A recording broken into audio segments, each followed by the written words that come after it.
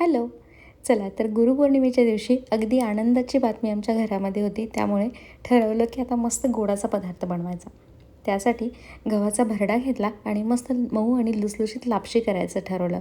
Dry fruits बारीक केले, मस्त भाजून घेतले, थोडंसं खोबरं घेतलं आणि तूप टाकून मस्त भरडा आणि ड्रायफ्रूट्सचं मिक्सचर व्यवस्थित भाजून घेतलं. त्यामध्ये थोडंसं दूध घालायचं आणि अगदी ब्राऊन कलर येईपर्यंत भाजून झाल्यावर त्यामध्ये पाणी घालायचं.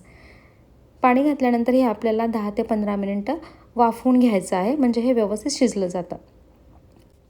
वेलची पावडर आणि जायफळही तुम्ही तुमच्या आवडीप्रमाणे यामध्ये घालू शकता.